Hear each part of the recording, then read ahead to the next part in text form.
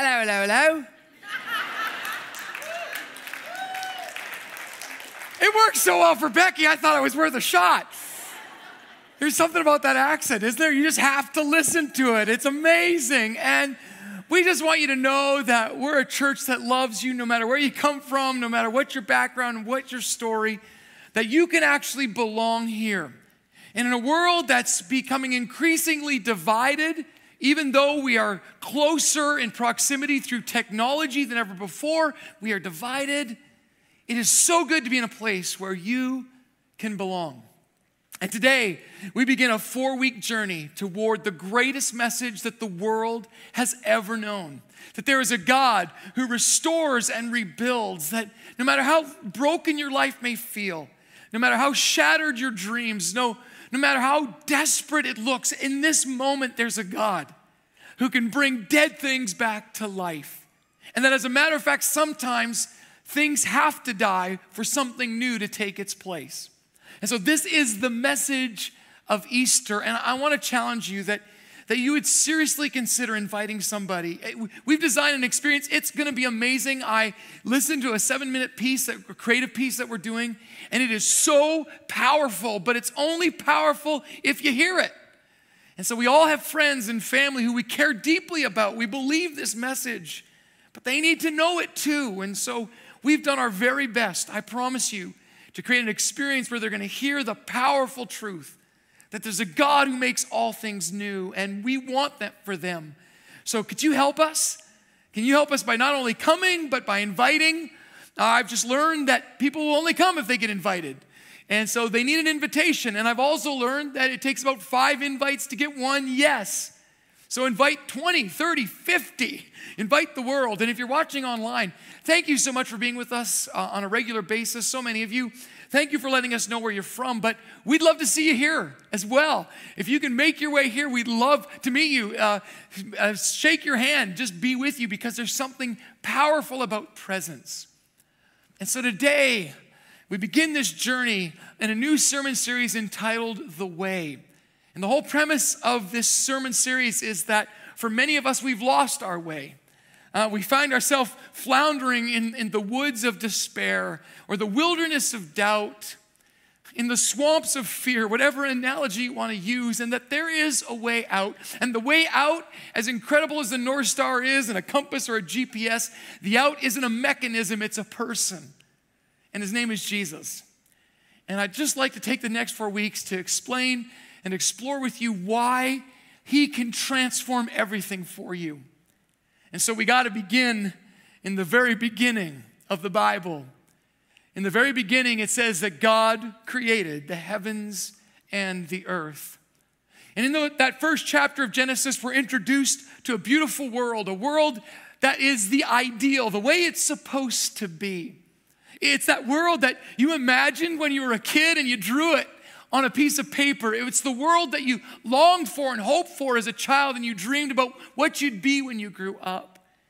It was the world you wished for as you went through high school and found your high school sweetheart and thought about getting married and having 2.2 kids and having a white picket fence. It's the world you dreamed of in starting that career that would bring you meaning. It's the world that you dreamed of retiring in a healthy space to enjoy life. It's what you dreamed the world could be, and maybe even what it should be. And maybe part of your frustration and your angst, even some of your anger, is rooted in the reality that this isn't the way it was supposed to be. It's not supposed to snow in April, right? People aren't supposed to be jerks. And so what do we do when we find ourselves in the wilderness, and can we find our way out? And I guess the deeper question is, why are we even here? And so into this perfect world, it says God created humanity, male and female. He made them in his image. And the question is, why? Why did he make us? And I'd like to explore that with you, if you wouldn't mind, over these next 4 weeks. And so in the beginning, in Genesis, we read, this is why he created them. It said God blessed them. This don't just gloss over this. Blessing is something you do to someone you deeply love and cherish. We don't really use the word blessing. We might use the word greeting. When you meet somebody, right, it's appropriate to greet them. It's appropriate to look at them in the eye. We don't do it really well, but that's the appropriate thing. It's a way of blessing. I acknowledge you. I see you. I value you. That's what blessing really is. And so at the end of every message, I give a blessing because I do value you. I do see you. But in the very beginning, it says, the one who made us, the God who created everything you experience, created you and blessed them. This intimate relational term. And he said to them, be fruitful and increase in number. Fill the earth and subdue it. I love this because I think the world was created with potential. And what I mean by that is I don't think it was complete. I don't think it was finished. It was very good. But I think God rested and then said, okay, let's do this together. I think there is still so much for this world, and we see it every once in a while in the incredible accomplishments when people fully submit to their purpose. We also see it in the devastation of when we use that power to crush the earth and crush those things and the people that are in it. And then he said, rule over the fish in the sea and the birds in the sky. Take responsibility over every living creature that moves on the ground. And it says, God said it was good. It was really good. And so if I were to give you an overview of the story of the Bible in a really concise nutshell, here it is. That you and I were created in the garden. And yes, the garden was a physical place. Yes, it was geographically located, but it's much more than that. There is a metaphysical reality to this garden. The garden represents the way it's supposed to be. The garden represents what is possible. That the world was supposed to be one filled with possibility and hope. But because of our own choices, we find ourselves banished from the garden and in the wilderness. And then the rest of the story is how God leads us out of the wilderness. You read it over and over and over again. You can't miss it. This theme is reoccurring that God creates the garden, the perfect ideal. We, by our own choice, walk into the wilderness, but God does everything to restore us back to the garden. That is the story of Easter. That in the barren wastelands of our life, God brings new life. And the things that look like they die, there can be resurrection. Gardens can come out of our wilderness. I get often asked what I believe. And I've had a hard time all of my life really articulating it in a concise way that makes sense. You know how people sometimes will say things and it makes sense to them, but you're like, I have no idea what you just said. And I was like that. I had these really, deep, rich, theological, doctrinal ideas about what I believed, and they made really no sense to my friends who didn't know or didn't share my belief system. And so I crafted 3 statements that have really started to work for me, and I hope it empowers you, and it's kind of where we're headed, and it's what inspired a lot of this message as well. And so here is what I believe the way is, and it's tied in these 3 essential needs. Every human being needs these things. We all need belonging. That's what today is about. I'm going to talk to you for a few minutes about belonging. And we all need purpose. We all need a reason to get out of bed tomorrow morning. And it's got to be more than just making a paycheck. It really does, because that sucks. There's got to be something more. And I'm going to talk about that next week. And then we all need hope. Hope is an underappreciated and undervalued thing today. Hope is simply the belief that it can be better. It's not naive, wishful optimism. No, it's rooted in fact that there can be something better. And so in week 3, I'm going to talk about hope. And then on Easter, we're going to wrap all these 3 together in the powerful story of what really happened on the cross, what really was going on. And so I hope that you join us for all 4, and especially for Easter. But let me craft it another way in these 3 statements that have helped me is what I call the way. When people say, what do you believe? Here's what I believe, again, as concisely as I could put it.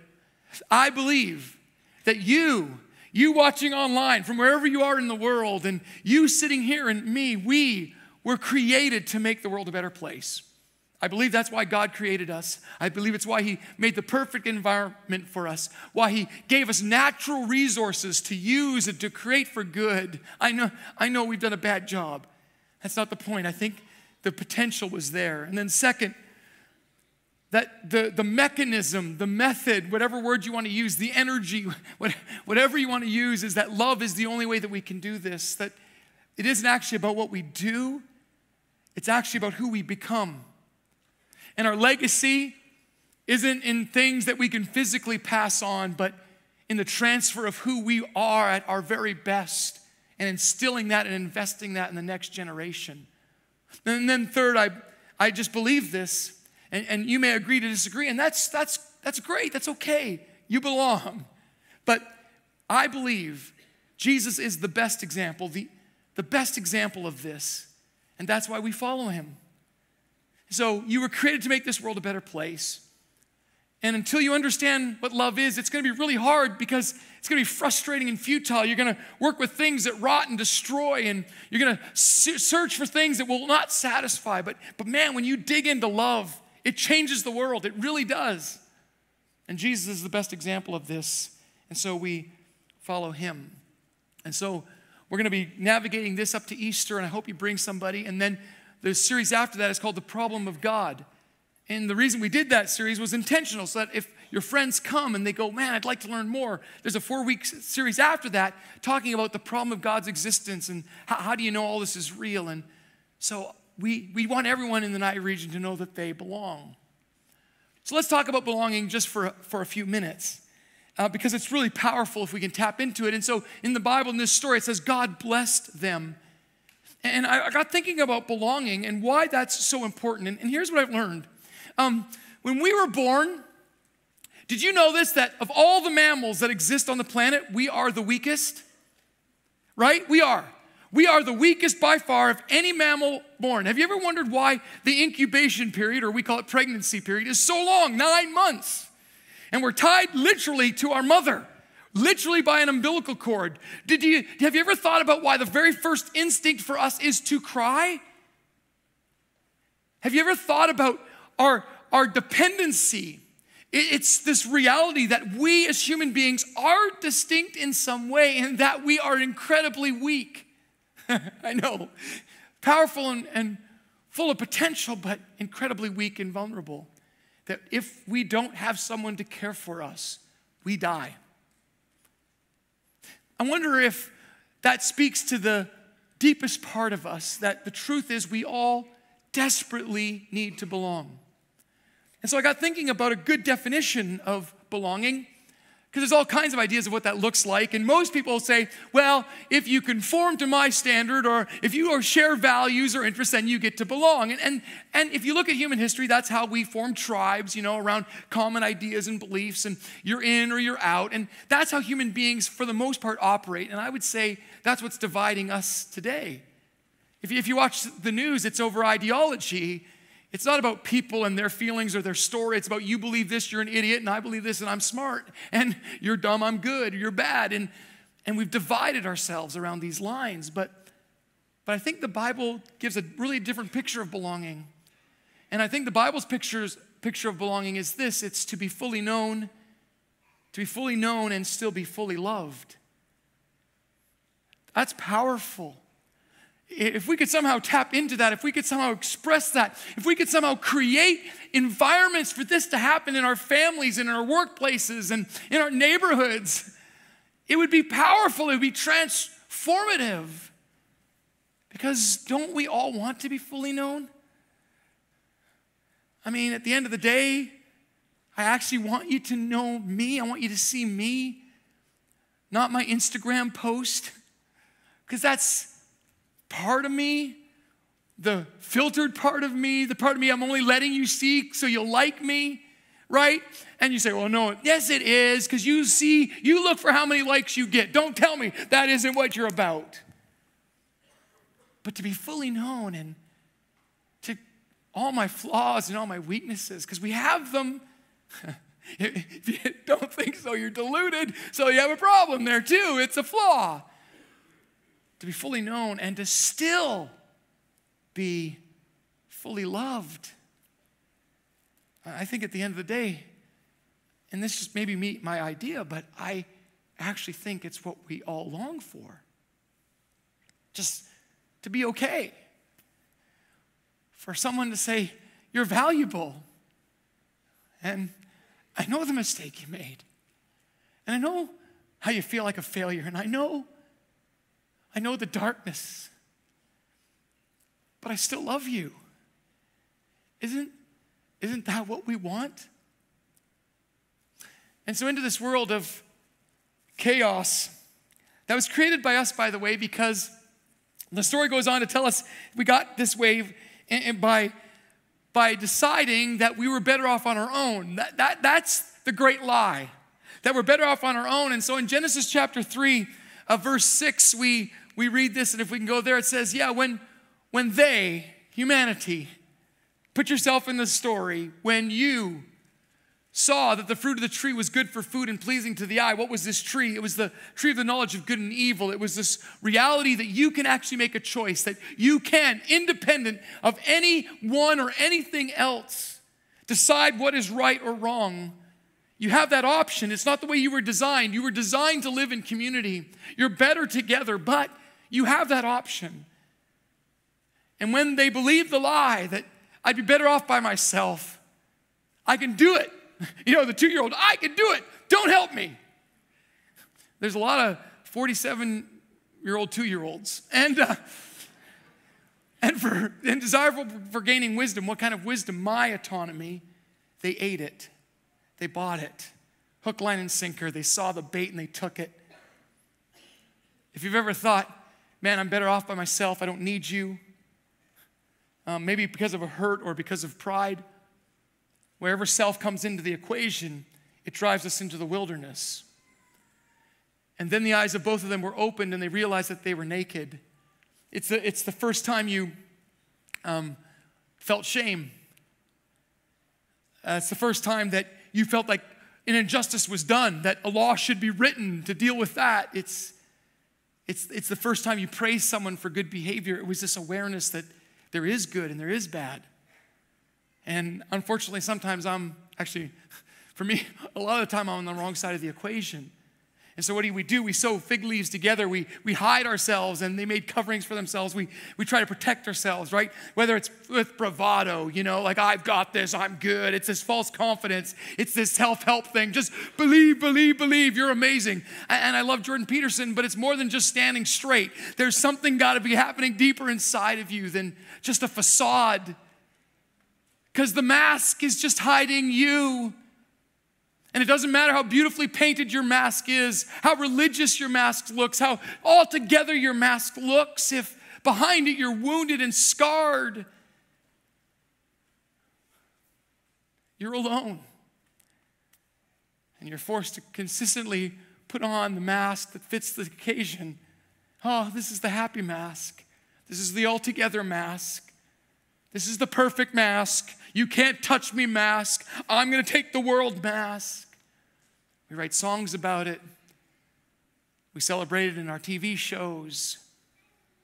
We call them reality shows. And they're anything but. And so what does God do into this story when we cast ourselves on the outside? Here's the outside narrative. Here's what it looks like. It's insecurity. It's the reality of what you see when you look in the mirror, when you're left alone to your own thoughts, when you have to face that job interview or write that exam or go out on that first date. It's that insecurity that maybe someone's going to find out something about me and I'm not going to measure up. I'm not going to be good enough. It's an insecurity. It's also an isolation. Predators know that if a herd stays together, they're safe. And so the only way that a predator can get its prey is to separate it from the herd, to find someone weak and who can be startled enough to get separated in isolation. They are destroyed. It's the same in us. When we feel like nobody understands, like we're all alone, like nobody really cares. That's the wilderness. And the third is intolerance. So what do? We start championing ideas. We start believing that our value and our worth is in our ideas, in our belief system. And so when anyone contradicts that, we fight them because they're the enemy. My ideas, if you strip away my idea, well, then who am I? Because we've never really understood that there's more to us than our ideas, more to us than what we portray, that there's something deeper behind the mask. And so we find ourselves in the wilderness, the outside narrative on the outside looking in. Have you ever been there? I have. It's called junior high, right? It's maybe the first time where it's really awkward and awful. It's the first time you get ridiculed because you're not wearing the right name brand. Like, think about that. You're put on the outside because you don't have the right clothes. You're put on the outside because you have a funny way of talking. You're put on the outside because you're different. The problem is that we create a whole narrative where everybody is different and nobody fits in. And so into this wilderness, a man came 2,000 years ago, and he used really powerful language. He said things like, I'm the living water. That if you find yourself in the wilderness dying of thirst, come to me and I will give you something to drink, but not something temporary, something everlasting. He said, I'm the bread of life. When you've been wandering in darkness for a long time and you're starving for something more, meaning and purpose and belonging, you can come to me. And I can satisfy that part of you that is shattered and broken. So how does he do that? He does that by answering these. And into our insecurity, he invites us into meaningful relationship. The beautiful thing about the story of Jesus is that it doesn't matter who you are. It doesn't matter if you have leprosy and no one wants to touch you. It doesn't matter if you're a woman caught in adultery and everyone wants to stone you. It doesn't matter if you're a tax collector and everybody hates you. It doesn't matter if you're a Roman centurion and you're the enemy, or a Samaritan woman on the outside nobody wants to be with. Jesus invites you into relationship. The broken, the shattered, the dysfunctional, the sinner. It's true belonging. And the beautiful thing about Jesus is that you get to belong before you believe. And you may not agree with that statement, but you just need to read the story again. The disciples did not believe for 3 years. Actually, it frustrated Jesus a lot. Like, how long is it going to take for you to believe I love you, I want you, I'm interested in you, I value you? Oh, well, can I sit on the right hand of the Father? Can I be the best? Can I be the smartest? Who's in charge here anyway? And Jesus shreds through all of that by inviting us into relationship. And then to our isolation, he initiates us into a new family. I think the beautiful thing about this is that even though we've lost this behind our ideology, Jesus sees the individual and he values the individual. And he initiates us into a new kind of family. The writers after Jesus would describe it this way: in God's family, in those who follow Jesus, there's no Jew or Gentile. There's no slave or owner. There's no male or female. There's no difference. There's nothing that divides us. There's only what unites us. And what unites us is love, that we choose, even though we don't always agree, because we won't. And even though I don't even always like you, and you don't always like me, we will choose the way of love. That we'll set aside our ideology sometimes in order to honor the individual. And I know I can hear it. I can hear you screaming at me from a mile away. Your mask is very clear to me. You say, yeah, but I'm going to lose my convictions. I can't lose my convictions. You didn't hear me. I'm not talking about compromising your convictions, for I have many strong convictions that I will not compromise. The difference is I won't allow my conviction to be a barrier. Instead, I hope it's a bridge. That love will always be the greater paradigm, the greater choice. And maybe this is the declaration on the cross. For Jesus was right. He was right. And he didn't deserve to die, but for a moment he decided to allow his love for individuals, for you and me, to trump his ideology, to say, listen, I could be right. I could call heaven down on earth and destroy you all, but for a moment, I will let love win. Because you can't express what you haven't experienced, and so he showed us that it's possible to be invited in, even at the greatest cost of all, your life. Maybe that's why Jesus said, if you want to be great, you got to be the least. You want to be great, you got to be a servant. You really want to walk in this way out, you got to pick up your cross.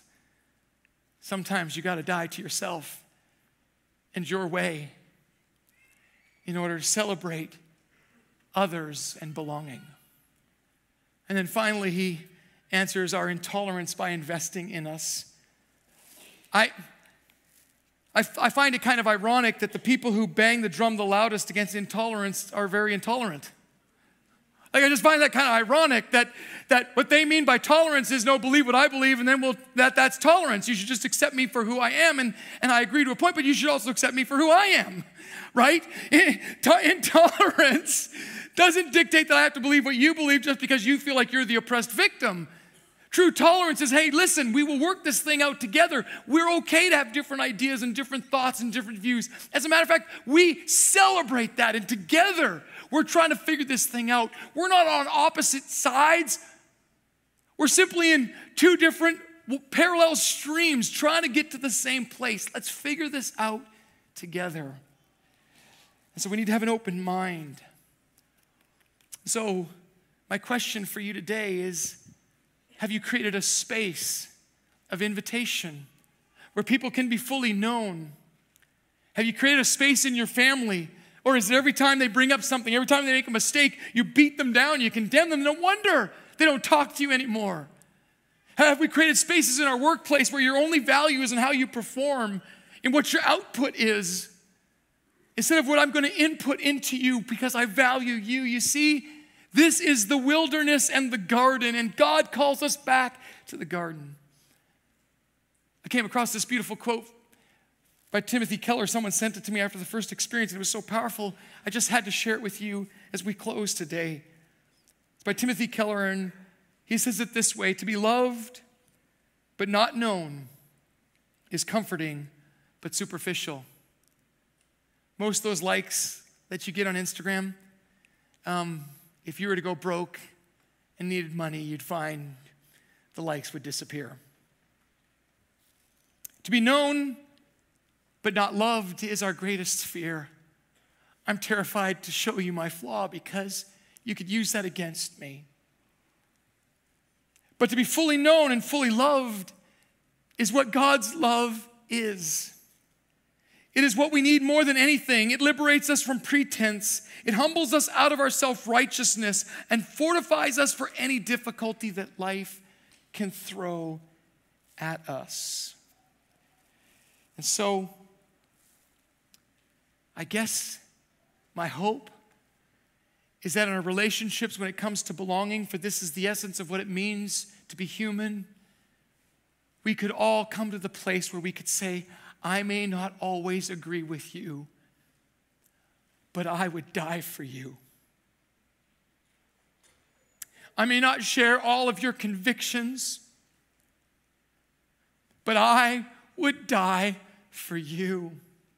And I am convinced that if people believe that, then they can come out of their hiding to be fully known because they believe they will be fully loved, and it's the only way we're going to change the world.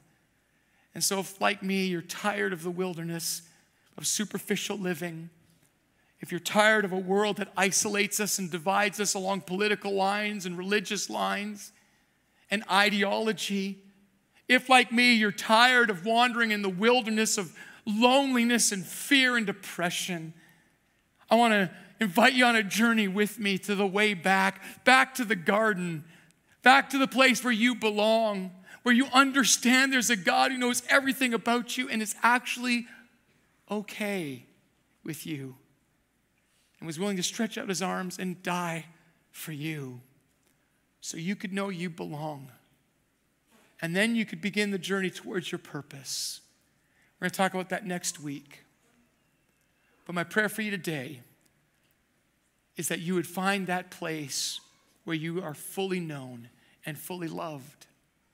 And if you don't know where that is today, if you're watching online, I want to encourage you just to interact with our online pastor. We'd love to navigate that with you. If you're here today and you'd like to be a part of that, you don't know what that looks like, but we'd love to help you with that. Maybe you're here today and you're ready to sign up for the journey. You're ready to say, yes, I'm willing to follow Jesus. If what you say is true, and I believe it is, I need that in my life. Before you can invite others to belong in your life, you need to feel like you belong in the true source of life. And his name is Jesus, and he's as close as the mention of his name. He is attentive to the cry of the repentant. He hears us when we call out to him. So today you can just say, Jesus, have mercy on me. And I want to accept your invitation to belong to your family. And then finally, church, family, we're not a building, we're a people. We need to keep pushing this idea that you can belong before you believe. We need to keep digging deep into this idea that we may not agree, but we will always love you and fight for you, not against you. We need to dig deep into creating safe spaces for people to be fully known. For it's only in coming out of hiding that you can actually have the wounds addressed and healed. It's only in taking off the mask that you can begin to correct what's been broken inside of you. And the greatest thing is we do not do this alone.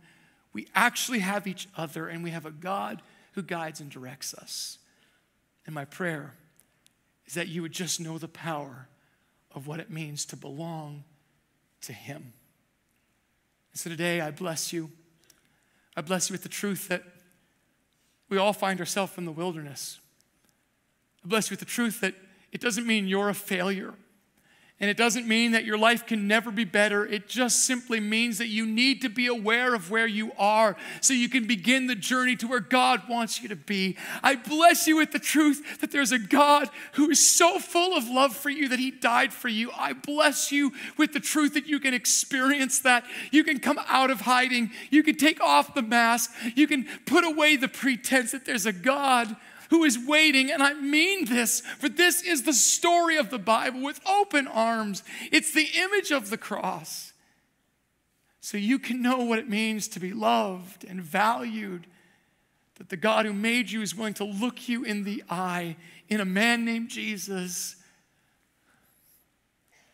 and say to you, I am the way, the truth, and the life.